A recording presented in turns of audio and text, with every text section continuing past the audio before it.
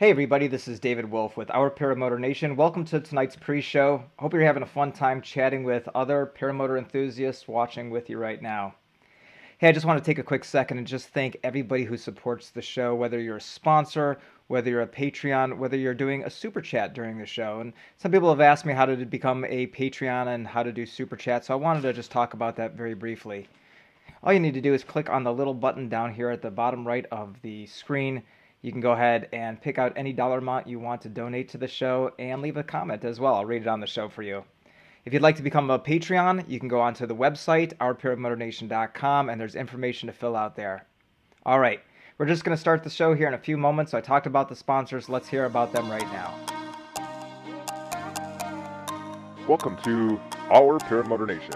Tonight's show is sponsored by Fly My PPG, offering a full-service paramotor training experience with 3 on-site instructors and limited class sizes. Florida Flight Sports, year-round training at your truck training headquarters. You can do this. PPG lights make one heck of an impression with countless patterns and colors on your paramotor. Lone Star Paramotor has become one of the most sought-out paramotor schools, offering foot launching and strike training classes and much more. Aviator Paramotor is a cornerstone for paramotor training while offering its students some of the top paramotor equipment. Fly PPG Discovered Power Paragliding has helped people from around the world get into our great sport. Wisconsin Flight Sports, they make it affordable and accessible for you to get your paramotor training. Charlie Soap, an all-natural laundry detergent and household cleaner, are like no other. One-Up Adventures and ParamotorProps.com, sharing their passion for flight on adventures around the world. Skylab Paramotor SID, teaching paramotor pilots of all skill levels collapse recovery and advanced maneuvers. Blackhawk Paramotors USA's mission is to produce the safest, most powerful, and most reliable powered paragliding equipment in the world. Paraswag USA, your complete powered paragliding gear source. iFly Indiana provides USPPA certified powered paragliding training on your equipment or on theirs for prices as low as $2,500. Wicked Wings logo can help you have a one-of-a-kind glider with one or multiple colors. Visit the Our Paramotor Nation website. Check out the upcoming shows, the past shows, and all of its sponsors. And now, let's get started with this episode of Our Paramotor Nation. Hey everybody, this is David Wolf. Tonight we actually have a family function going on, so we are not going to be live, but we are going to be watching a episode that aired 2 years ago, and it was with Mark Huneycutt. We surprised him with his girlfriend at the time, Alayna Dickerson, who is now his bride. But still wanted to give you an opportunity to jump on Sunday night and chat with your friends watching an old episode. So here's an oldie but a goodie. This is Our Paramotor Nation from 2 years ago with Mark Huneycutt as the guest. And special guest, Alayna Huneycutt. Here you go. Hey everybody, welcome to Paramotor Nation episode 9. We have with us tonight Mark Huneycutt, and he is joining us from South Korea. Hey Mark, how are you? Doing well. How are you? Good. Doing great. Thanks for joining us. We really appreciate it. First of all, before we go into anything else, I want just to ask everybody watching tonight to reflect on some comments that Robert Michaels made on Thursday night on Paragliding Talk in regards to Larry from Para Orange. Just please pray for a speedy recovery. He got into an injury recently on his paramotor, but I did get a message from him earlier tonight just saying that he's doing better. He's going through some physical therapy on his arm, and he hopes to be flying again soon. So just keep him in your prayers. If we're all looking like we're struggling, it's because more than half of us on this panel just got back from some sort of flying, and we'll talk about that in a second. But let's introduce our panel very quickly. We have from Toledo Fly Boys, Doug Humanak. How you doing tonight, Doug? Doug's on mute, but wonderful. I'm sure he's there. I'm great. That's okay. And Doug, what flying were you just at this weekend? We made it up to Coldwater in Coldwater, Michigan. Pretty fun. It was just a weekend. But it was good. How many people were there approximately? I think at one point I counted like 22 RVs, and then I don't know how many were in each. We had 4 in ours, 4 pilots in ours, so there was a good amount for a small little flying. Awesome, cool. And we've got Matt Dagerpont. How you doing, Matt? Good, David. How are you? I'm doing good. As always, Brandon McLeod is here with us. Hi, Brandon. What's going on? Oh, just on a show right now. We have from Trike Flyer, Dave Ruff is joining us tonight, former guest on the show. How you guys doing? Doing good. Good. And then Mark Ryder is here as well. Hey, how's it going? going good, Mark. It's good to see you again. Haven't seen you in a while. Yeah. And lastly, we have Nicole Phoenix is here. Hi, Nicole. Hi. Okay. Hi. And she can hear everybody. That's a great thing. So yeah, I and Nicole and Mark, I think that's it. We were all at Bad Apples down in Andersonville, Georgia. It was an awesome time. It was my first fly-in. Really lived up to every expectation that I had.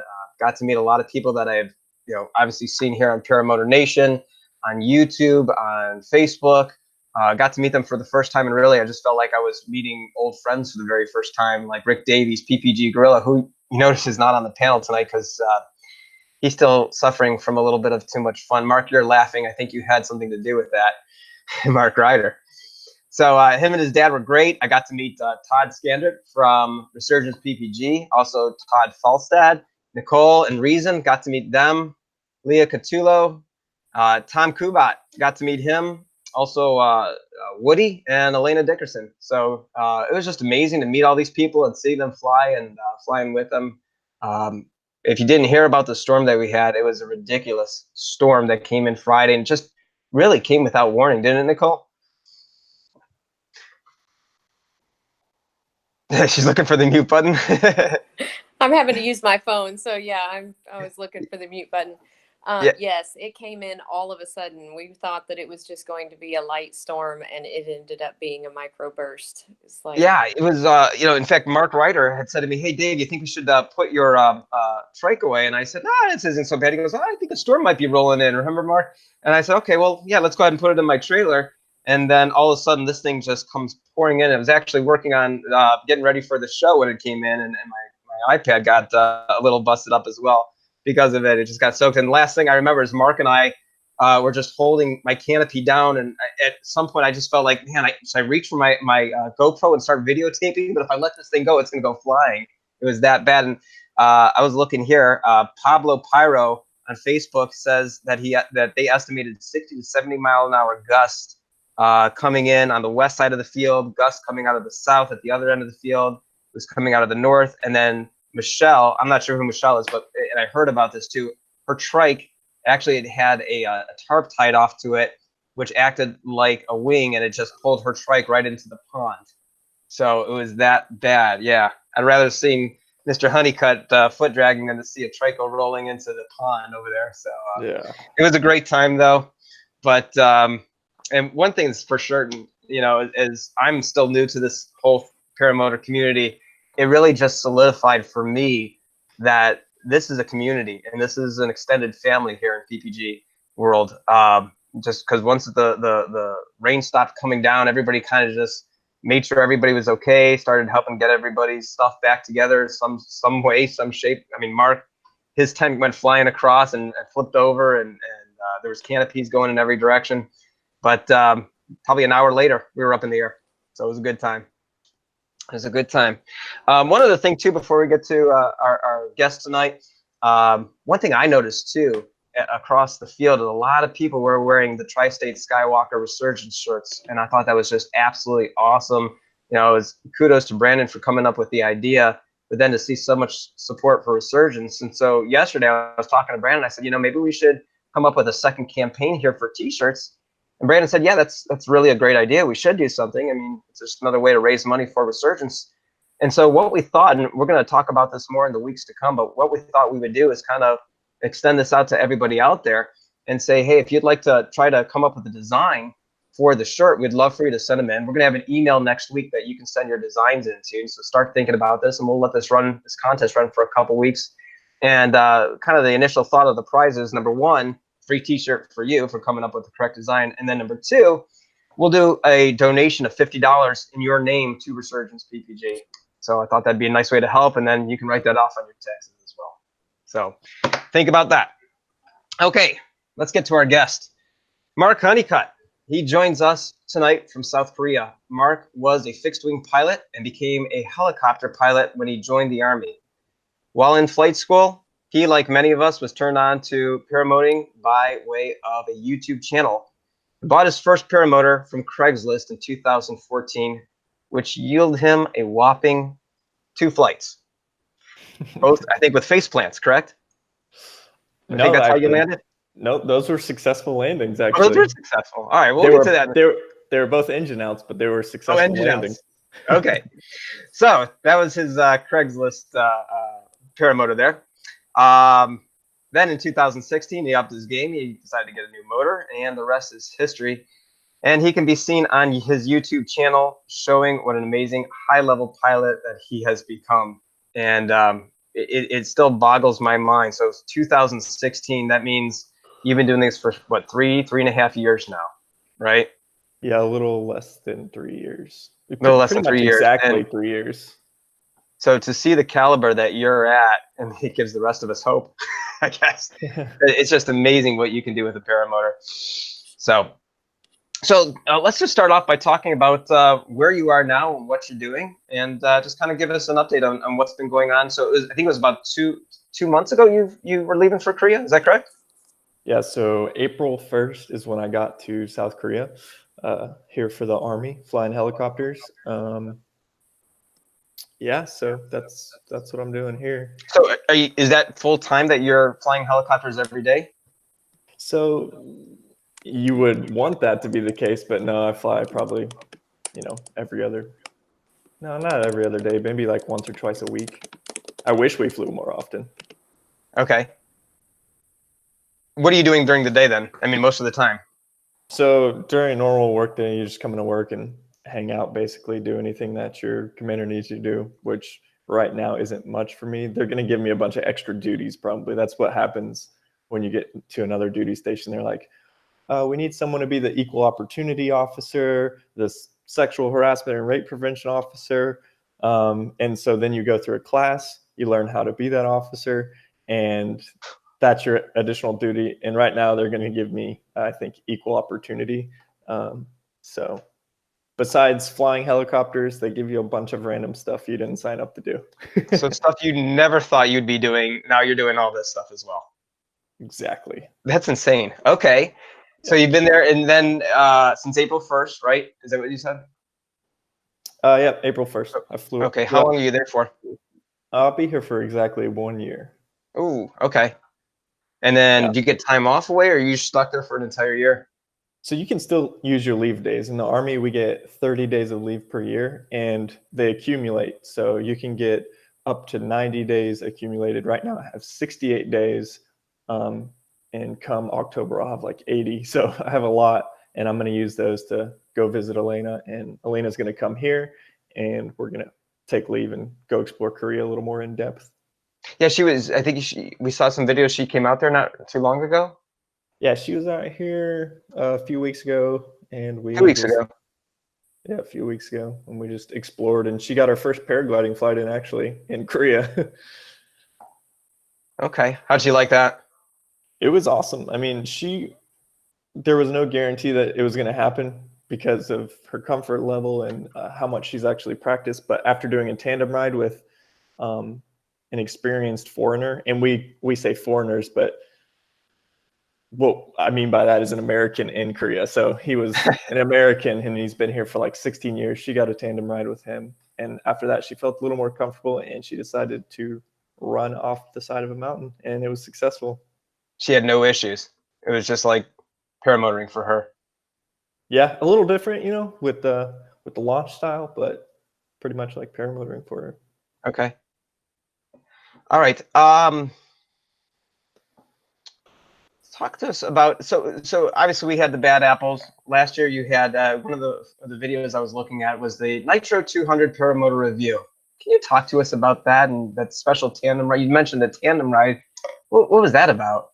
Yeah, I'm still not sure if that was a legal tandem ride because I'm not tandem certified, but but it might have been. The blow-up doll was pretty light, so I'm not sure it qualifies under tandem exception rule. But yeah, Eric Farewell really liked that one. I'm sure he did. Wasn't that supposed to be a promotion? Yeah, I was promoting the good old Nitro 200 at the time. Okay. Yeah. Oh my goodness. Okay. So here's a question for you. So when prior to me going to Bad Apples, I was watching as many Bad Apples videos as I possibly could. And I was looking at one of Jeff Dean's, and I saw him. I saw him showing you doing foot drags in the water, and I'm wondering with between. Oh, gotta make sure someone's. There we go. Foot drags in the water. You know, you're doing barrel rolls. What do you think is your favorite thing to do? Of all the different. I'd say flying low for sure, because I've really started to realize that out here in Korea, because when you paraglide, you don't get to fly low ever. And now that I'm not doing it anymore, I realize that I really miss doing that. So okay, there's just no opportunity for that here. Yeah, you know, I just remembered something. I totally forgot about this, and I didn't mention to you this in preparation for the show. We actually had a contest to have a special. Really, we ran a contest for your biggest fan on YouTube. Isn't that crazy? Me? So we invited that person. We had this big drawing, and we invited that person to join us on the panel to ask questions and just be a part of our panel tonight. So we're going to bring that person in right now. Can we bring that person in? Oh, hi, Mark. Hey, Alayna. I'm your What's biggest up? fan. I figured it was you. Welcome, Alayna Dickerson, to the show. Yeah. I'm glad we got to make that happen. There you go. Thanks. So you said flying low. Let's go back to that question for a second. We were trying to get her in while we were asking that question there. So flying low. So yeah, you're not able to do that there. Well, I mean, if I had a paramotor is what I'm getting at. I don't have a paramotor here. We don't have a motor out there. So it's all gliding for you out there. All gliding. So, I mean. Which do you enjoy better, gliding or flying paramotor?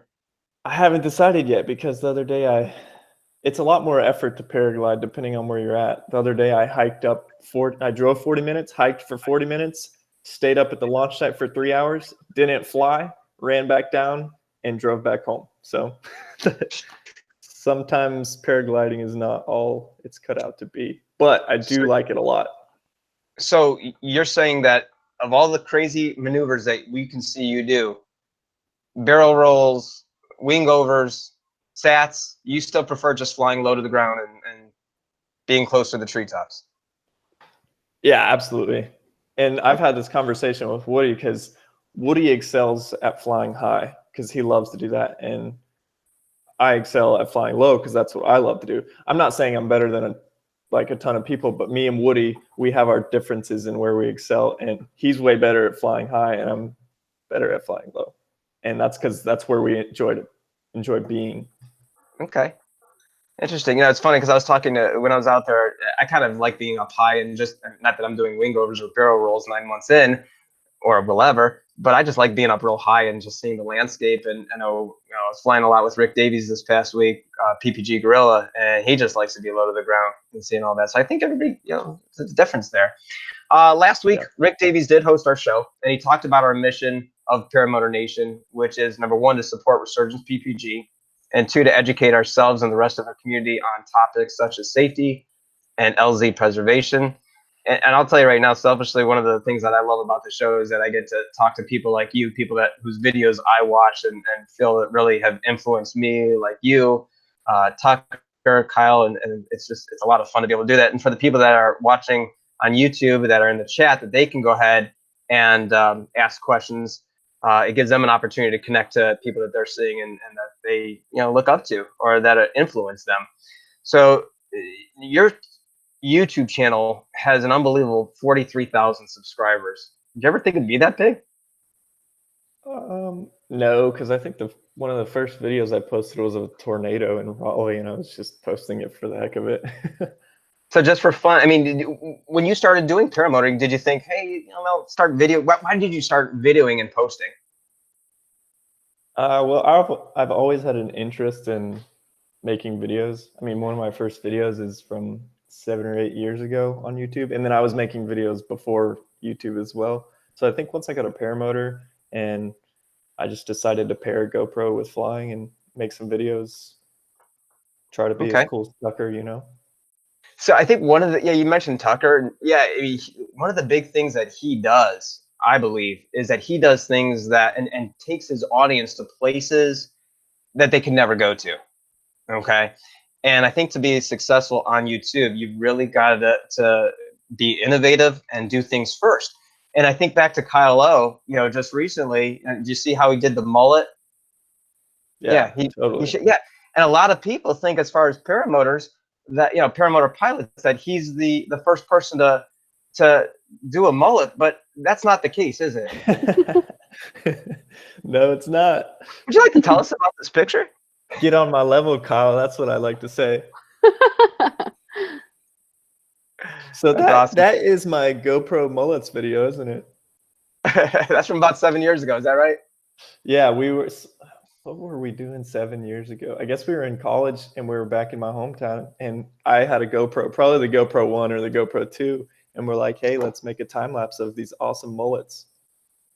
And you can actually still see that on Mark's YouTube channel. Yeah, great. go check out some of my old stuff where I came from. It's hilarious. Well, as I was going through all your old videos, I'm like, oh, this is gold. I got to show this picture. Yeah, And one of my favorite ones is the Wild Huneycutt. That's a classic. So when you started doing this, okay, and I think you had mentioned in your interview with Robert, I mean, and let's go back, I guess. We were talking about this before the show too. So you started with, or in your introduction, you got this paramotor off Craigslist, okay? You had 2 motor outs, and then you just gave it up from there, correct? Yep. Okay, and then fast forward, it's 2016, you buy another paramotor, and you taught yourself how to fly, and you did that for a lot of hours. And I mean, how did you go about doing that? How do you just, I mean, obviously you've got a background in avionics, and so you know a lot about, you know, things about thermals and this and that and the other, but how do you go about teaching yourself to fly this contraption on your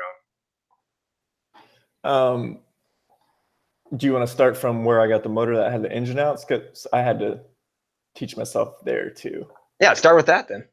So we bought the motor and the wing. So we had no knowledge of kiting or anything until we had purchased it on Craigslist, which I had my parents buy it for me, and then we met up with them and brought it back.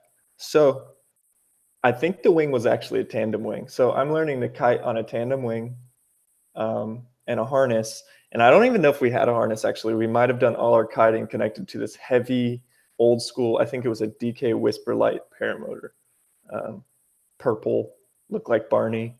But yeah, that's how do you go about teaching yourself? Middle of the day in a peanut field, not knowing anything. That's how it was kind of sketchy. Yeah, I have videos of my launches. I'm thinking about making a video one day. But I don't recommend teaching yourself. I got better when I got the Blackhawk, you know, a wing size that fit me better and a lighter motor. But I still had my my accidents and stuff. I landed in the middle of a field, and the airport owner came and picked me up, stuff like that. How many videos do you think you have that you haven't published from back in the early time? From the very first paramotor, probably only like 10 videos, but I think that'd be awesome to see that and to go through and say, okay, here's what not to do. Learn from this. Yeah, I might do that one day. I'm thinking about it for sure. Now, so once you started learning these high acros, did Woody or did someone else teach you how to do that, or did you start picking that up on your own? That was all on my own too, which, yeah. Wow. That's mind blowing. All right. So when we're talking about these people like yourself, Tucker, like Kyle, like Woody, we're talking about people that are influences on the sport. Do you think that kind of puts a pressure on you as far as being an influencer? In a way, I guess, but in a way not. I try not to be an influencer because I'm not an instructor. Like, right. I don't have the credentials to be an influencer, and I hope people know that, because yeah, I'm not the source of your knowledge for learning the paramotor. You know, I get that, because I would never go up to 13,100 feet. And I'm watching this video going, there's no way he's doing this. It's unbelievable. It really, like I said earlier, it takes us to a place that most of us would never go, which is amazing. But yeah, I mean, I would hope a lot of people out there would be like, okay, yeah, he's he's more than human, and I should probably not should be doing this. Or kids, don't try this at home, sort of thing. Well, I'll tell you this, and I'm going to bring up Alayna here. So Friday night we have this big storm, right? And everybody starts flying. And Alayna, did you before? I know Alayna knows where I'm going with in the story here, but did you go on a tandem or anything before that? This what I'm about to talk about, or were you just kind of? I flew that morning. Okay, so you flew in the morning. So now it's evening time here. I had gone up, I had flown, I had landed, and I think Gorilla Ground was making us ribs. And here comes Alayna, and she's getting set up, and I think Woody was with her too, I believe. And she's getting set up, and I hear some guy flip over. I look over, and I see a trike flip over, and the prop breaks, and I run out to that guy. And then a few seconds later, another guy lands on his feet and slides to his knees, and the winds are obviously shifting, and then a plane was about to take off on the runway. And I think Todd Scandrick came over and just kind of said, okay, here's what's going on. What do you think to do? And while all this is happening, there's probably about 15 people standing there with cameras on Alayna. Okay. So really, as I think about it, there's only two ways that you could have a lot of people standing there with cameras on you as you're about to launch. One, you've got over 2,000 subscribers on YouTube, or two, you're wearing a coconut bra and about to take off with that, because some idiot was doing that at the field. I think it was on a deer, though. We're not going to talk about that right now. Doug, you don't have to show the picture again. But Alayna, there's all these videos of guys going up or teaching how to fly or what we're doing, and the lesson that Alayna showed, I wish someone would have caught on camera, which was knowing when to walk away. And it was an amazing show of maturity on her part to say, okay, these conditions are not right to fly in, and despite all these people behind me holding up cameras wanting to see me fly, I'm going to walk away from this. So Alayna, again, kudos to you. What's that? That's my girlfriend. There you go. Did you teach her how to walk away from a bad situation? No, he didn't. Yeah, I did. Maybe. Mark, Sure I did. I walk away probably quicker than Mark would. Is Mark's advice always just send it? No, but Not for her. yeah, exactly. I tell him though that he has to be a good example now, because he's technically my teacher. So the teacher has to set a good example, right? But sometimes the teacher does stuff that the student wouldn't. So. All right, I see a couple to speak. We're gonna all sign off now. You guys. There's more to this conversation that's going to take place later. But thanks, David. That it was like less than ideal, obviously, situation, but yeah, it was getting crazy. I mean, I think I remember I landed because I looked up to the east and it looked like there was rain out there, and I'm like, something doesn't feel right, and that's why I came down as quickly as I did. But yeah, it was a great decision that you made, and I just don't think people really see it for what it is, that it is a smart decision, and sometimes you just got to walk. Because, I mean, here's other guys that are taking off, and they're flipping over and breaking their props. So yeah, it's a great lesson to be learned right there. Yeah, I think so. I mean, I wasn't really aware of everybody. I was really focused on the task at hand. I actually really, before I even walked out there, made myself take a deep breath and just focus on what I was doing. But I'm glad that you think I was able to at least set a good example, because aviation in general, I think, is something that shouldn't be rushed or pushed. It should be treated with a lot of respect. I have a good quote from someone here in Korea. He always says there are no emergency takeoffs.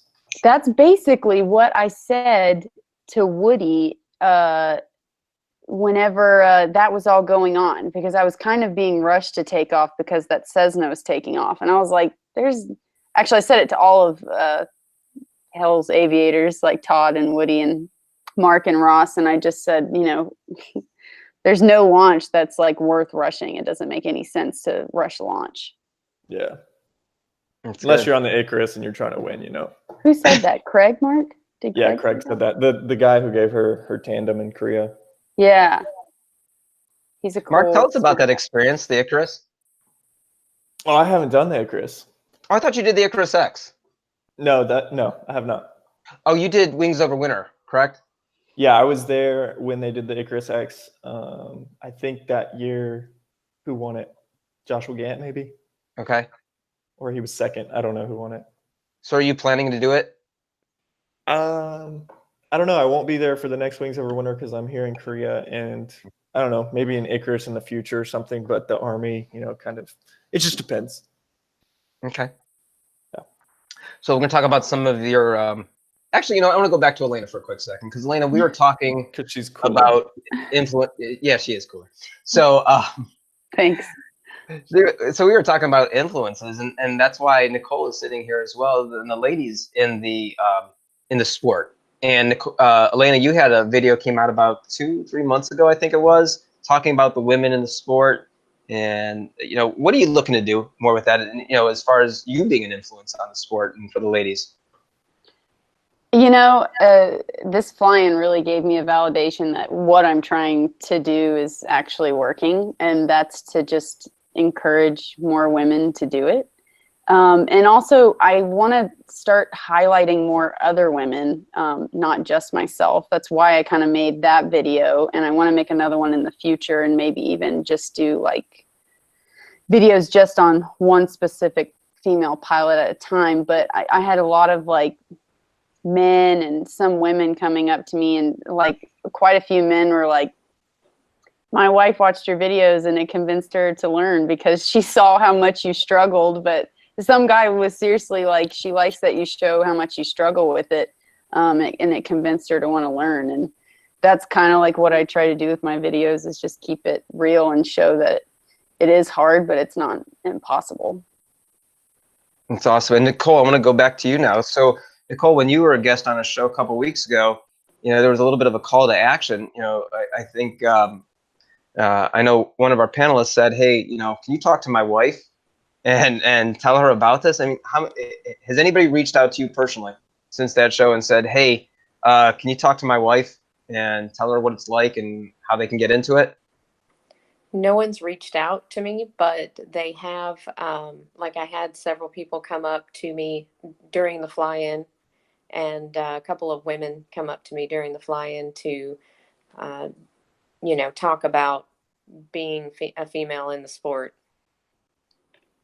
Okay, so it's a family affair. Let's get more people involved. All right, Mark, back to you.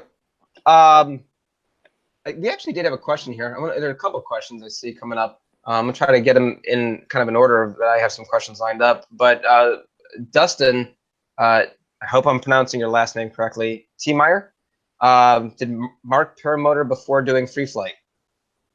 So I guess that Craigslist paramotor was your first time flying, as far as with a wing. Okay. Yes. When did you start doing free flight? 2017. Wait. Yeah. Well, no. 2008. So last year I got instruction from Britton Shaw in Oklahoma, and that's where I got my paragliding, my P1 and P2, and then a few months leading to that. So end of 2017, I kind of launched myself off a couple mountainsides and stuff like that. So I self-taught for a couple flights, and then I was like, yeah, I need to get a P2. Did you self-teach yourself how to drive a car too? Never mind. Yeah, actually. Yeah. That's a good story too. Tell them the story. That's such a good story. So my mom used to be the manager at Habitat for Humanity, and a car came in and it was for sale, $500. So as a kid with a job in high school, I bought the car. I was 15, but I actually was driving at 14, I think. But anyways, I bought the car, and of course I couldn't drive it until I was 16, but my parents left for Greenville on a trip, and I took the car. I took the license plate off their car that they left and put it on mine. And then I went driving on the town. We went off-roading. We had a blast. I have pictures of it. And then my mom calls me when I'm on the way home, and she's like, Mark, where are you right now? And why is there no license plate on our other car? Oh my God. And basically the punishment was I either give up my car or give them $50. So of course I gave them $50 and got to keep the car. It was awesome. Oh so yeah, that was 15 years old. Wow. Okay. Yeah. So you're in Korea. Your paragliding, is that popular out there? Is it what? Popular paragliding. Oh yeah, it's really popular here. Like there are sites to fly everywhere. It's really popular here. So that place that we see you take off from, that's pretty, I think I left a comment on you. You're like, I don't know what that sign says in Korea. It says, "Don't go here. It's dangerous."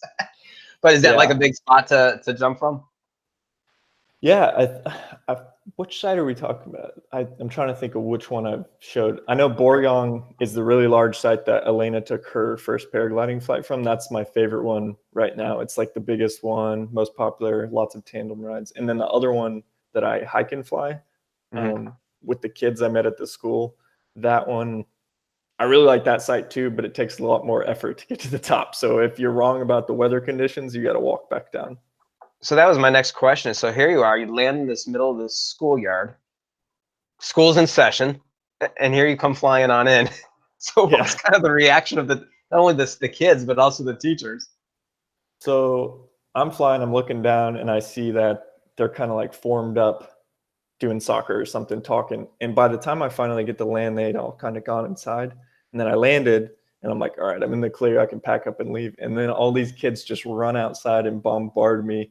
And they're super excited. I don't understand what they're saying.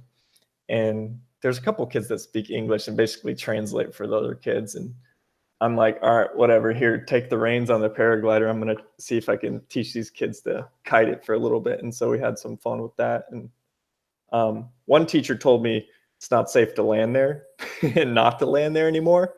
Really? And yeah. And then I talked to him and I said, well, this guy said I could land here. And he's like, what guy? And I'm like, I don't know. He was older and shorter. And he's like, okay, you can land here. So same problem in Korea as it is in the United States. LZs are hard to come by, and there's a good chance you're losing it sometime soon. Yeah, I mean, I think there's probably more places to land.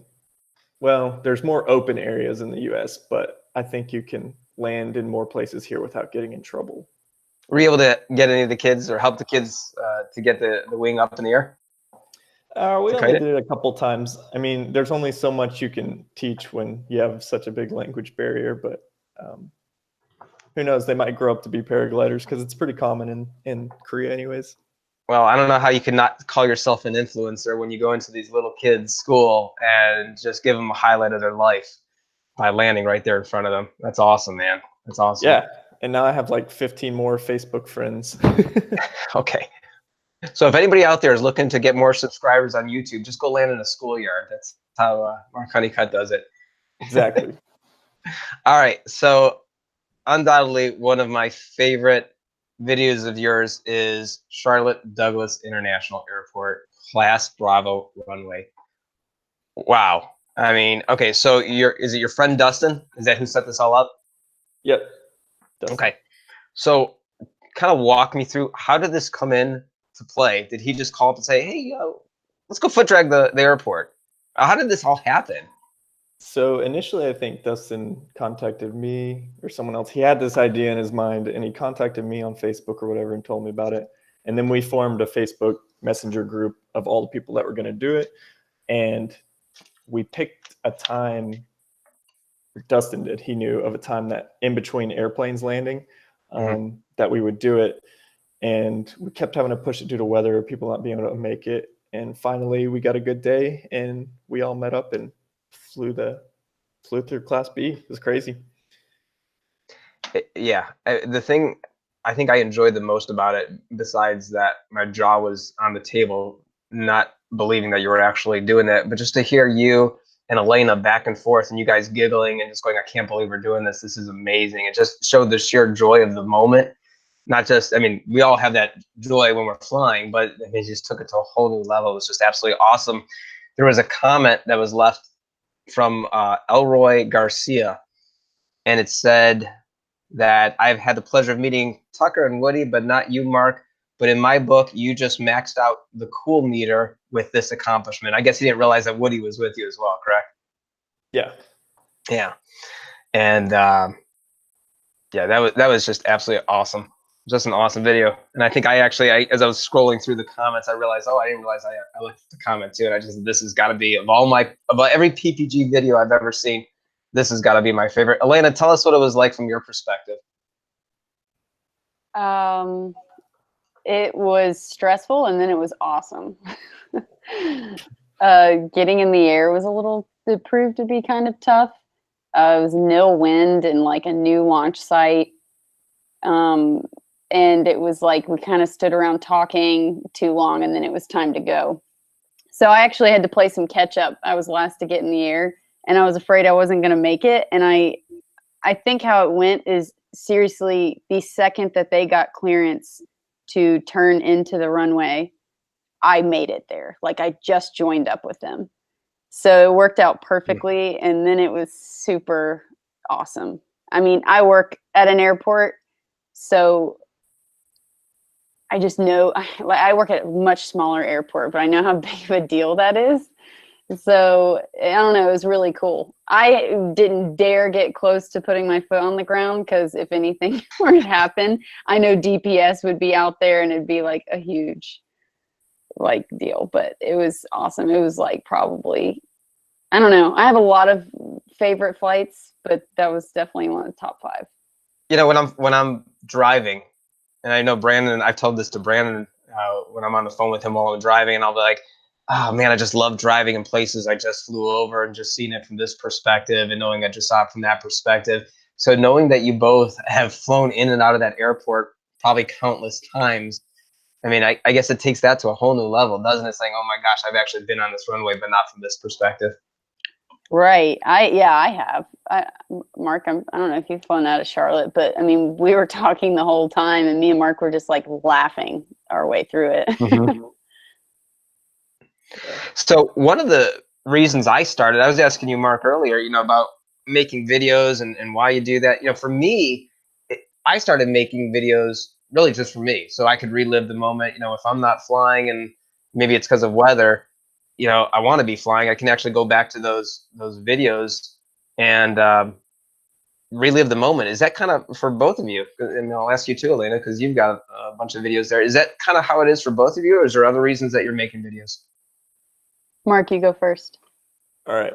I've been making videos. Like, when I make videos, I kind of like to share what I'm doing and hope that other people can enjoy it. Do I make them for myself? In a way, yeah, I do, because I think it'll be cool to come back in the future and look at these fun adventures I have. But I've always liked to create and share, so that way people can enjoy stuff as well and come up with ideas that are different, which sometimes you can't, but you know, that's why. Alayna? I think. And you're saying going back to the future there. Yeah, I agree. It is fun to look back on the past. And yeah. Sorry. I agree. That's a good one. Go ahead, Alayna. I think, I mean, yes, I partially do it for me. I really enjoy storytelling, and I like creating a story. And I like telling a really good story. And that's why I'm actually really interested in kind of sharing other female pilots' stories, not just mine, because some of them have really, really cool stories of just how they got into aviation in general, or like, I don't know, the more female pilots that I meet in person, I'm like, wow, this person is so interesting. I wish that like more people in the community knew about them, because they're really, really cool. So yeah, so far it's been like mostly videos with me and Mark. And my main goal is to just promote female aviation and empower women in general. But I definitely have part of it's for me too. I enjoy it. I enjoy storytelling. Yeah, I want to get to some of the questions here from the chat in a second, but I do want to ask you both this too. You know, because Alayna, I got to see you firsthand this past weekend and see how people came up and approached you. You know, you know, you got to feel like, hey, I'm just Alayna, or I'm just Mark, and I'm just an everyday person. But I mean, how do you take it in when people come up to you all the time and saying, "Oh, I watch your videos all the time. I love what you're doing." I mean, how does that make you feel? What's your response to something like that? I'm flattered. I really am flattered by it. It makes me. It gives me. I didn't realize I had the mullet still up. My bad. Thanks, Doug. I get out of that. How do I get out of this here? Go ahead. You answer your question. I'll get out of it. That's pretty much it. I'm flattered by it, and I like appreciate it. And everybody, one thing I really like about the paramotor community is everybody that I've met thus far has been super welcoming and supportive, and everybody's really nice. That's awesome. How about you, Mark? Same answer. Thank you, Mark. Okay. PPG, I'm going to go back to some of the questions here. PPG Bob Father says, did you actually get FAA variants to do all that? Oh, variants. I haven't heard that term before, but Dustin got permission from the city. He's an air traffic controller, so he got permission, of course, from everyone you need to get permission from, whether that be the FAA. He definitely had to get it from the city. Yeah. Okay. Brad 13 says, Alayna and Mark, is there another Nitro in the future, and who gets it? I asked because I noticed the Black Hawk comes out of retirement when Alayna got in the air. Oh, yeah. I think the next paramotor... Wait, don't say, Mark. Well, Which one do you want? Oh, I don't know what I want, but I think when I get back, I might do something like sell the Black Hawk and get another one. But as for Alayna, I don't know. You might buy one. Well, Alayna, you tried out a new motor this weekend. I did. I tried out the Atom 80. And I remember I was actually standing near you when you picked it up, and you went, "Oh my gosh, this is so light!" It is stupid light. It's super, super light. I couldn't believe it. Go ahead, give us a review. 41 pounds or something? Yeah, I think they said 38, and without gas. Jeez, yeah, insane. I put it on my back. Yeah. Chris from Aviator brought it, and I was standing there talking to him about it, and usually I can't just stand with a paramotor on my back for like 5 or 10 minutes, but it was so light that I just stood there talking to Chris with it on my back. But I liked it a lot. The main reason I really love the Nitro, though, is because of the power, even though Todd Scandrett gets onto me all the time for being spoiled rotten because it has lots of power, but I just love the power of it. But I love the Atom 80 because it's so quiet. It was super light. I think it'd be an awesome paramotor specifically for cross country because it has really good, like, it sips gas, it has like good fuel economy. And the one thing though that I don't think would be great for cross country is it lacks padding in the harness. And so my back really wasn't that comfortable during flight. And I'm a big fan of the Air Conception throttle, and I wasn't a huge fan of the Atom 80 throttle. But those are like really picky little things. It's an amazing motor. It is so lightweight. It's super quiet. It sounds like an electric motor. Like I kept saying, I could sleep to the sound of this motor. It sounds just like a fan. That's a fair review. I was interested in it, and I know Brandon was trying to talk me into foot launching, and I thought if I did do it, I was going to look into one of those. And then of course, Rick Davies talked me right out of foot launching. So there goes that. Cool. But you enjoyed it though? You had a good time with it? How long were you up in the air?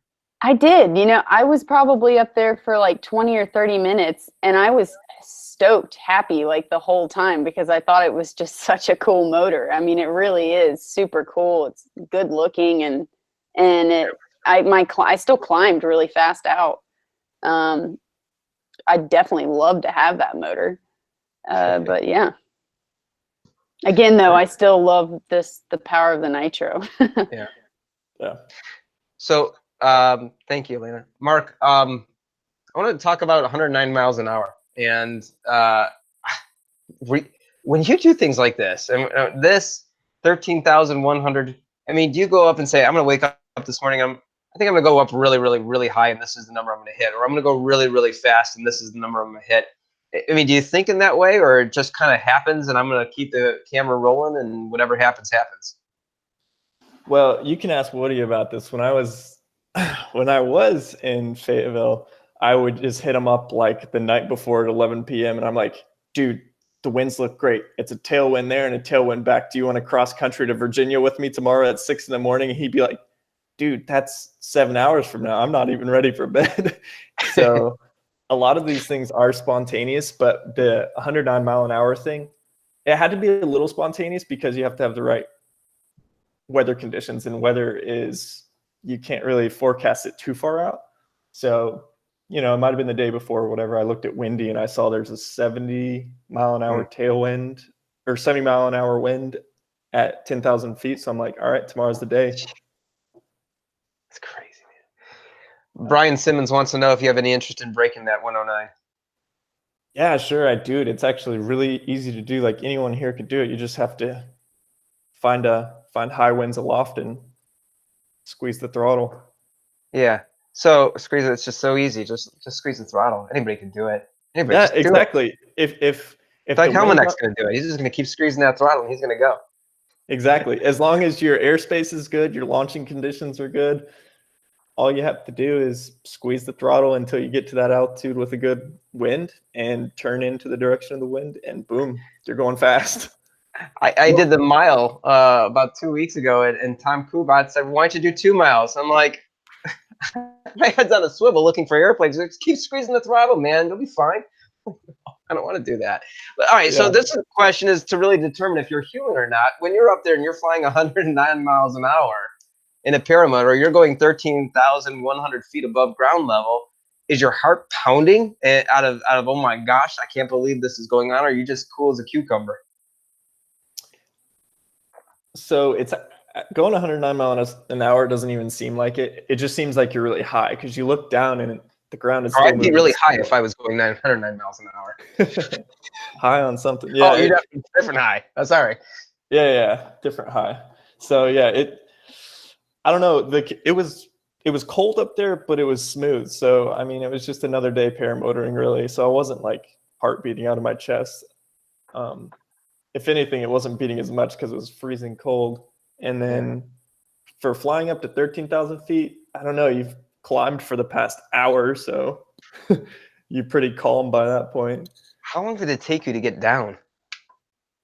I don't know. On that video, I did like spin. I just did spirals and stuff coming down. It takes a long time for sure. Okay. What wind were you using when you did that? For 13,000 feet, I was using the Velocity Edge, and when I went to 17,000 feet, I was using my Buzz Z5.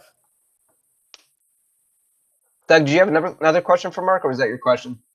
Oh, no, I had well, when we were on the topic of new gear and we were talking about the nitro and stuff, I know there's a lot of people that were, a few people that watch the show, including myself, that are on their initial wing. We're on our first wing.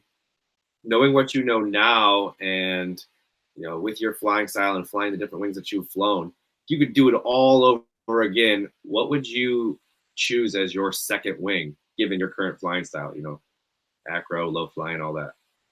Second wing. I'm actually really satisfied with the Sirocco. I would. Yeah, I'd keep that for my second wing. It was my second wing going from the Velocity Edge to the Sirocco. So Sirocco, however you say it. So I'd stick with that as a second choice. Nice. I mean, it also depends on your hour level. Like I put a lot on the Edge. Like you don't want to be on your beginner wing for 20 hours and then move to a C-rated wing. I would say about 100-hour pilot. Yeah, something like that. Just don't do anything crazy. I promise. Yeah. Oh, you're a 100-hour pilot? Oh yeah, you're good to go. Get the crazy swing out there. I'm just kidding. Don't listen to me. Like I said.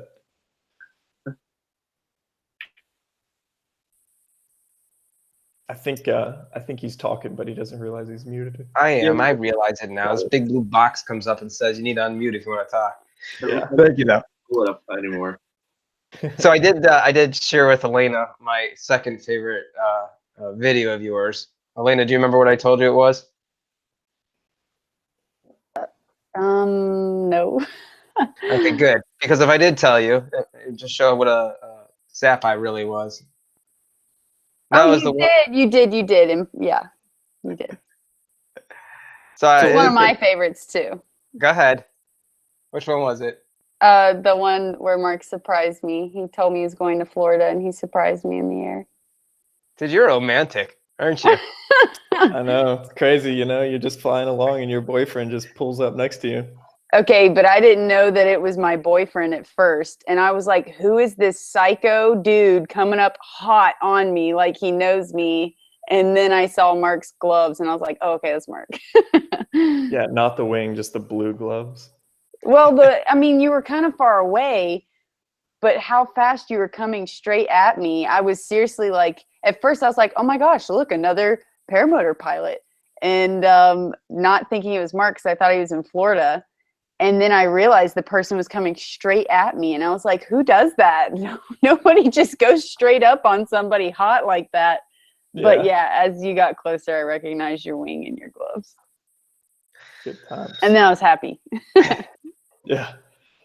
I actually started crying when I saw that video. It was very romantic. Don't lie.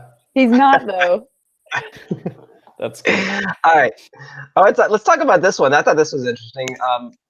Hunter Cowell, is that how you pronounce his last name? Hunter Cowell, yeah. Cowell. So tell us about him. How do you know him? And I'll let you share the video, the story about that. I went to high school with Hunter Cowell.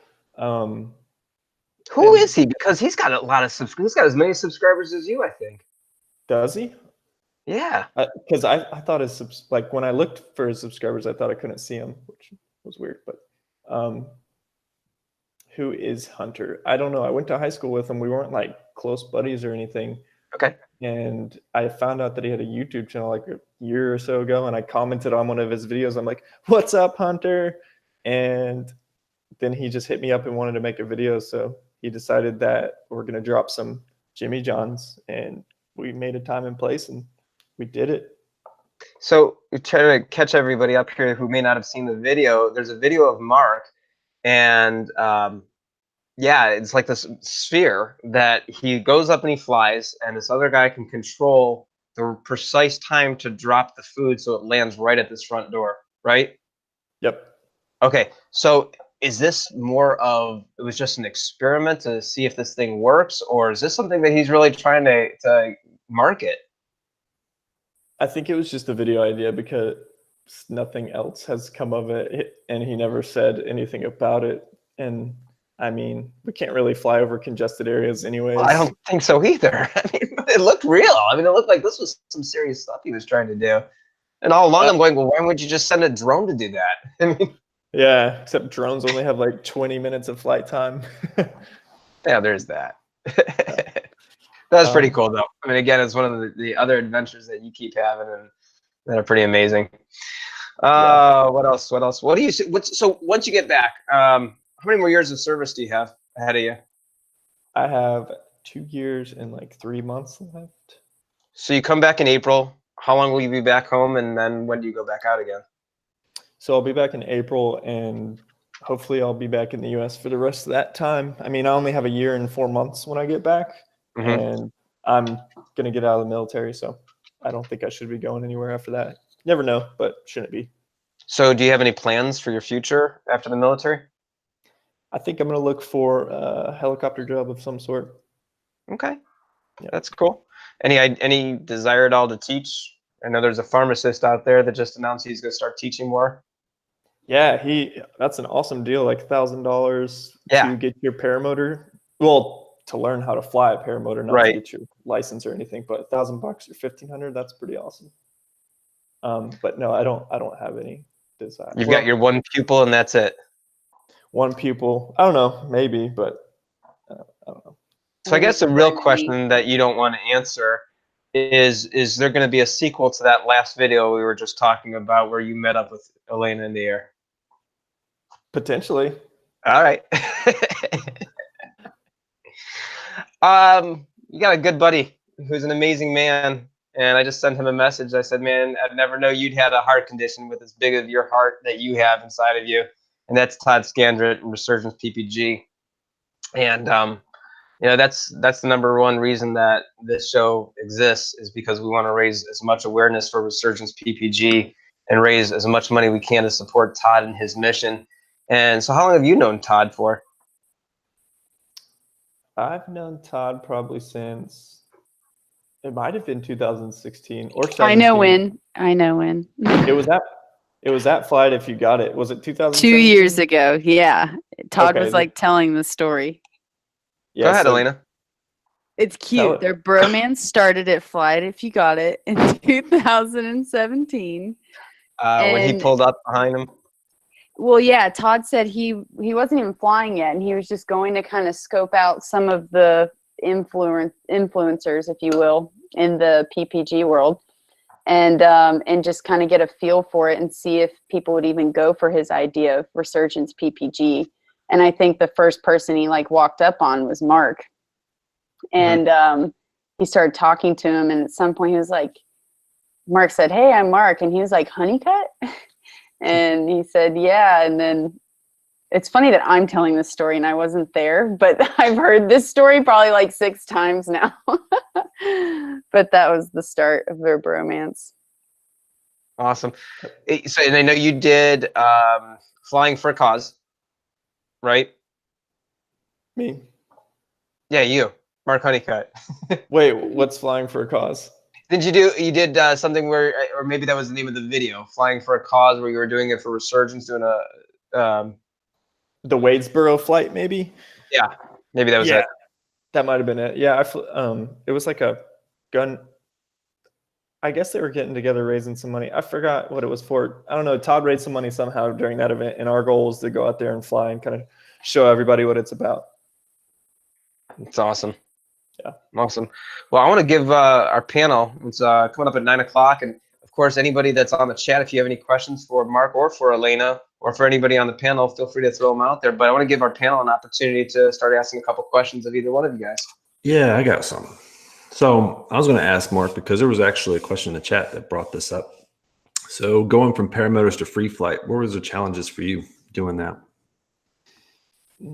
So it's a lot more intimidating in the fact that you're no longer on flat ground. You have to run off of a mountainside. That's pretty intimidating.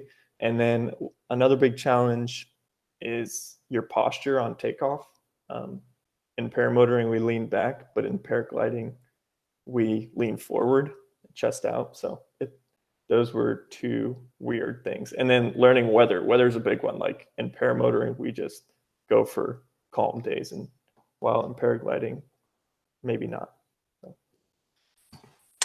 Yeah, that's something I'm going to be doing a lot more of, is free flight. And there's definitely a transition there that you have to make. And yeah, I saw a video of you doing that too. And I guess you've had some ups and downs doing that, right? Going to free flight. Yeah, for sure. I mean, I think I landed in a tree, but I made a silly mistake. Should have gone down the clear side of the mountain, and I was also on a small paramotor wing, so yeah. And you fly the Buzz Z5, I guess, right? Is that the wing you've chosen for free flight? Yeah, it's been a great wing for me so far. I think I'm on the lower end of the weight spectrum, but it's been a good wing.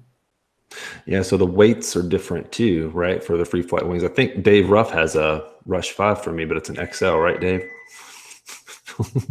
Yeah, I fly the Buzz Z5, and then I've also got a Rush 5 as well. Yeah, it's a great wing. Yeah, great wing. It depends on who you are, but my instructor said he likes to fly like 100 to 115% of the weight range. So he likes to fly at the top end of the weight range or over it. Yeah, that'll save you in the thermals. They become a little harsher when you're falling in and out, but you'll inflate and reinflate a lot faster.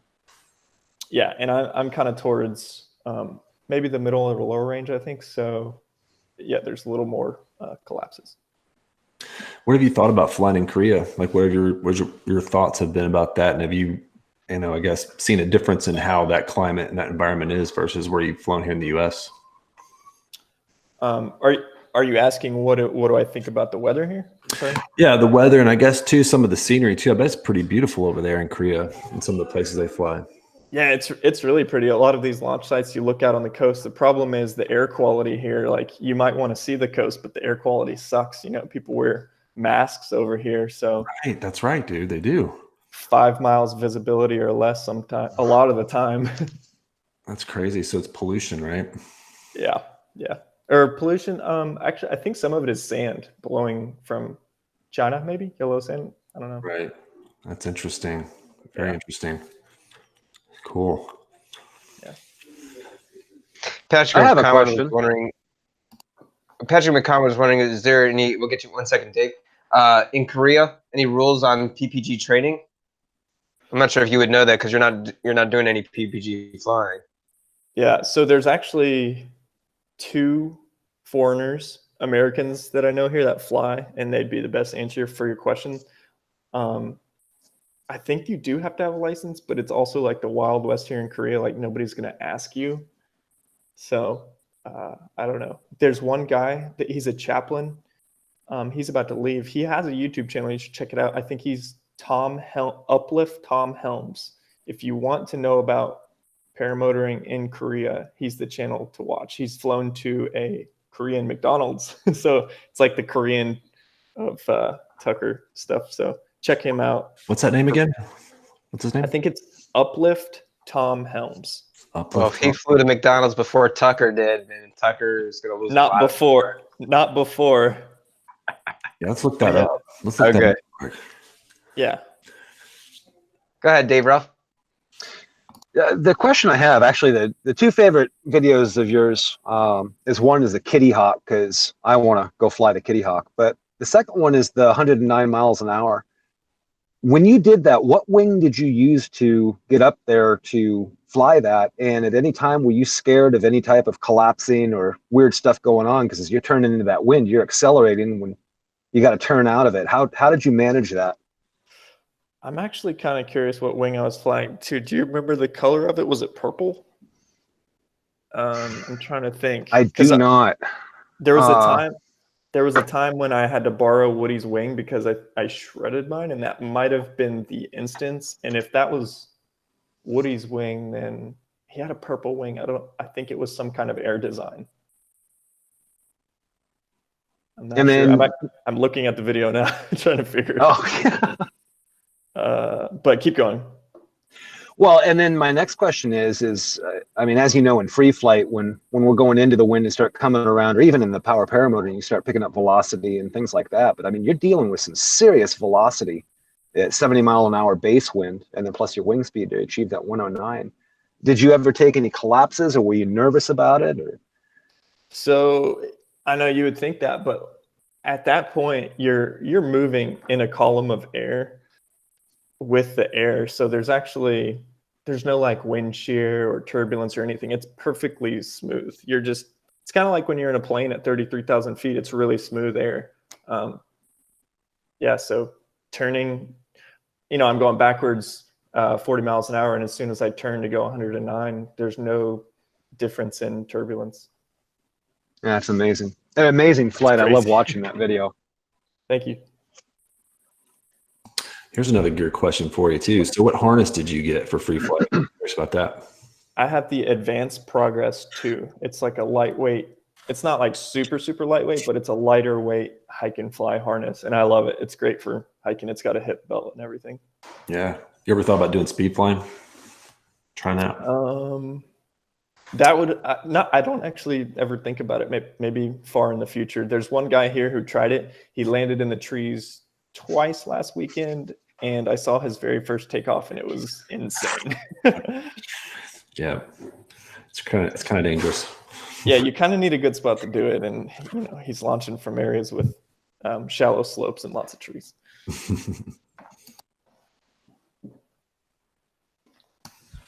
Well, anybody have any questions, David? More questions from you? I don't see any other questions in the chat right now as I'm looking. Anybody else from the panel have any questions? Hey, Mark. What's up? Hey, that flight, how many hours were you at when you were on, I think you were on a velocity edge when it looked like you stalled at that field and came down? Is that one of your first flights or? No, I forgot what year it was. I'm trying to think. That looked pretty rough. Yeah, that was pretty rough. I was just flying in bad conditions close to trees. Like really, it was strong enough for me to land and the wings stay completely up. And at the same time, the wind would completely die and go to nil. So if that tells you anything, it's gusty and strong gusts. So now I'm behind trees, and I think basically I caught some turbulence off the trees and I handled it poorly. I should have not come off the power so fast, and that made the wing surge forward a little more. So I made some mistakes that I didn't quite understand, weather and wing handling. But you learned a lot from that, I'm sure. Yeah, for sure. That was probably your worst one, or? maybe, yeah. I think so. Well, I love your channel, man. It's awesome to watch you. Thanks for your I service. appreciate it. Thank you. So, Mark, we've talked a lot about all the how we feel about your videos and your adventures. What would you say is your favorite video or adventure that you've been on? That's a good question. It was pretty fun surprising Alayna. That was a really fun one. Huge points. God, this guy's good. Oh yeah, and then the other video with Alayna where we went to Biltmore, and basically every video with Alayna. Oh my gosh. So those are the only videos. I think I might have to say you're cute. He's so cute. Yeah. I'm gonna start taking notes on how to do this.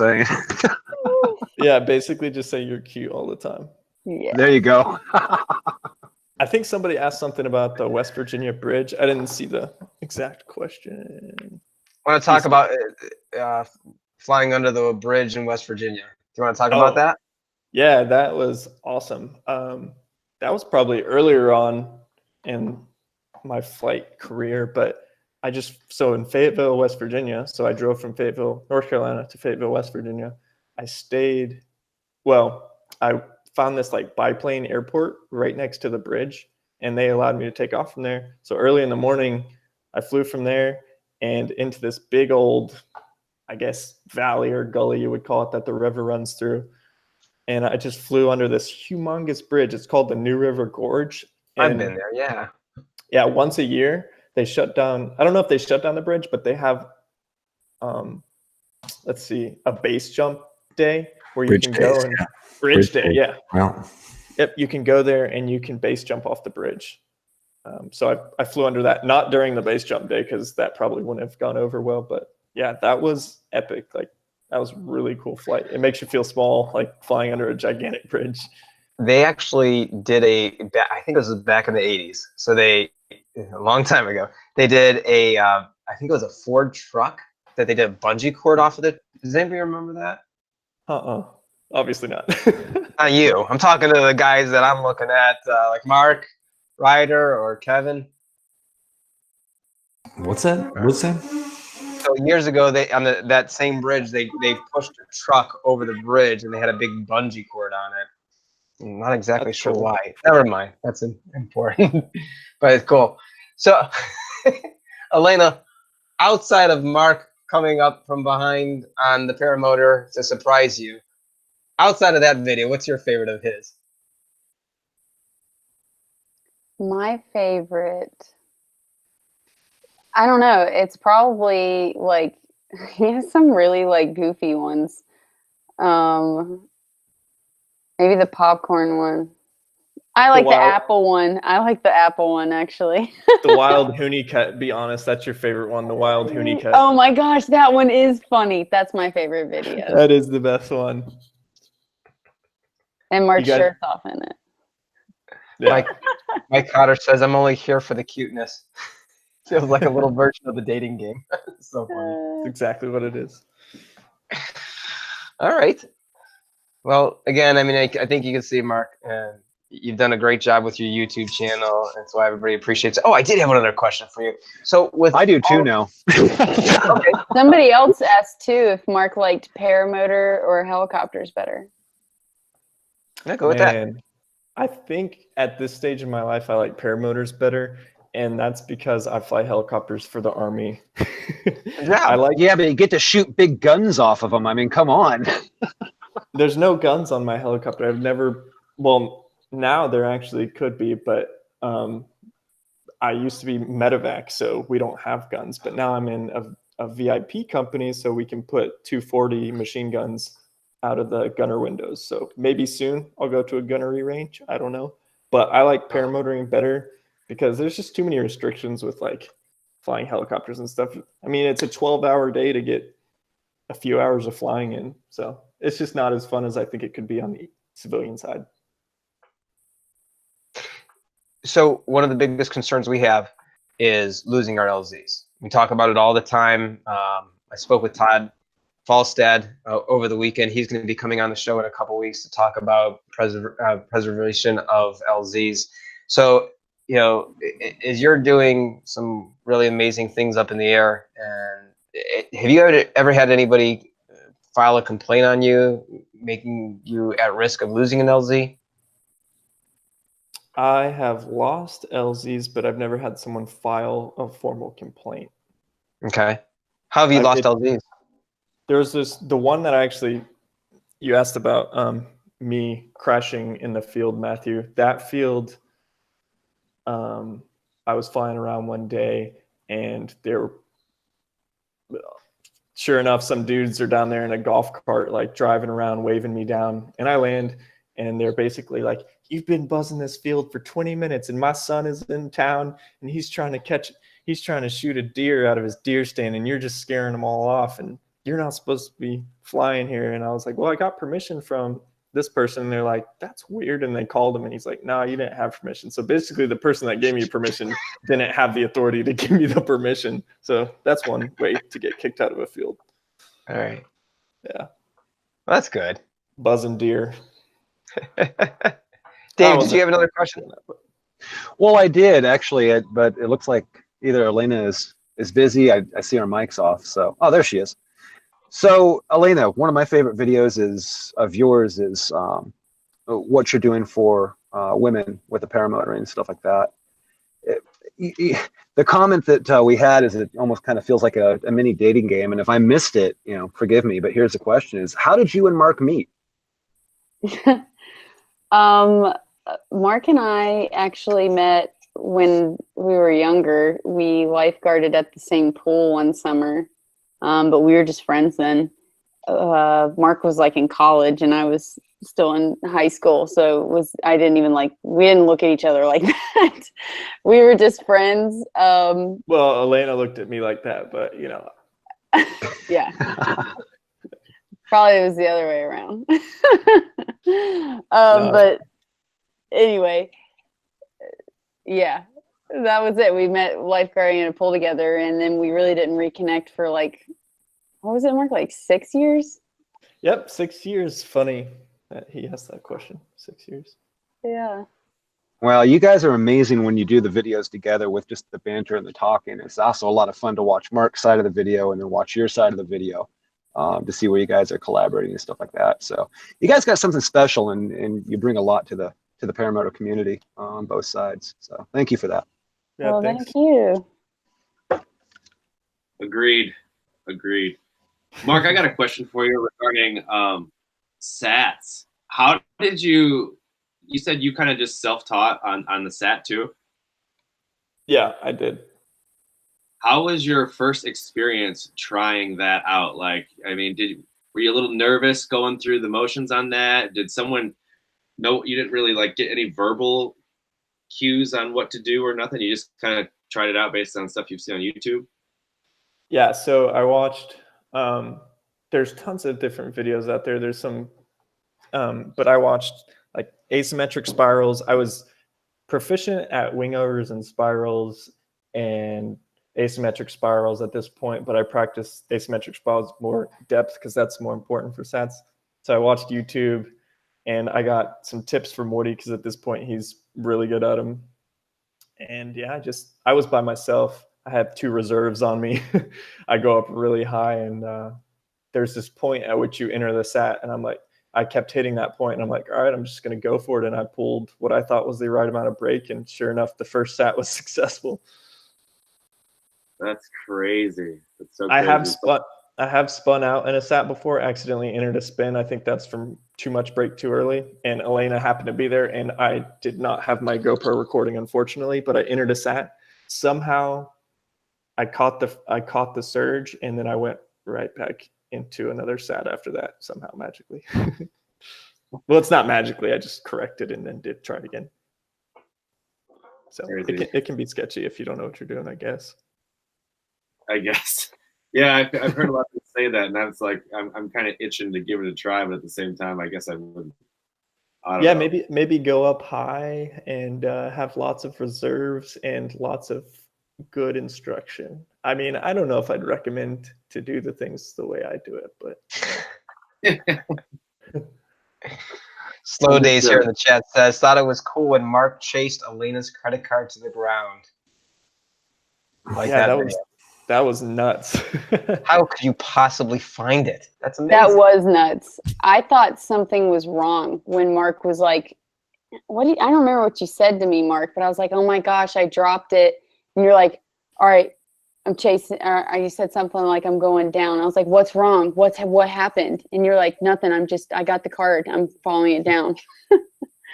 Yeah, I saw it. I saw something flash and she said crap. And I think I had already started turning towards it before I knew what it was because I thought it might be important. And then she told me it was her credit card. So I followed it all the way to where I knew I would see it land. And it landed on somebody's roof, slid down the roof. And then the neighbors went and picked it up. And I'm like, I guess we'll go get it later. I know exactly where that is. Wow. Yeah. Mike Cotter wants to know, when you guys are flying together, how much are you talking to one another, or do you just kind of do your own thing and listen to music? No, can I answer this one? Yeah. We went for a cross country one time and we weren't recording at all. So we just started playing games. I think we always talk. I don't think we ever just listen to music. We played games one time though. We just I don't remember what games we were playing, but. What kind of games do you play? We did 20 questions, or we'd say, would you rather ones, or if you could have anything of this category, what would you pick? What else did we do, Mark? Oh, we did I Spy. Didn't we do I Spy? Yeah, we did I Spy on the way back from meeting Woody for lunch. Yeah. Yeah. So basically games that two dudes would not play with each other kind of games. Mike Cotter says this is way too much cuteness. Exactly. I don't know. Todd would probably play those games with you. Very true. Do you play Spin the Propeller? Yeah, not only with a clutched prop. That's great. What was it like teaching Alayna to fly? I mean, I was nervous because she's my girlfriend and I don't want anything bad to happen. It was, I guess I haven't taught too many other people, but I'm pretty sure I'd be more nervous teaching Alayna than, say, some dude. Pretty sure. Yeah. So I was a little nervous. And when things would go wrong, I blamed myself. No, I get that. I mean, it's like, I could teach my son how to do it, but it's my blood. I don't want to put him up there, and if anything happens, I couldn't live with myself. If something happened to somebody else, that's okay, but not my own son. So I get it. For being your girlfriend, you don't want to see anything happen to her. Right, yeah. But Mark does unnecessarily blame himself sometimes. Maybe so. It's not always. It's never your fault when things happen. That's just the nature of the game, right? Well, I mean, there's some things I could have told you that I didn't think about until after they happened. Yeah, well, that's all right. We're still here. Yeah. Alayna, do you have a cup in front of you? Yeah, Todd gave me this cup today. Yeah. It's my new favorite cup. Oh, yeah. Yep. So that was really cool. I love it. Always going to do a plug for Resurgence. If you haven't gone over to the Resurgence PPG website, go pick up a t-shirt or something else there. Go support them. We met also, what's that? Can I add something too? Sure. Lots of people use Amazon, and if you do, help me out with this link, Mark. It's Amazon Smile. Yeah, and if you type that in before you order anything, some of the money that you spent goes to Resurgence. That's right. Yep.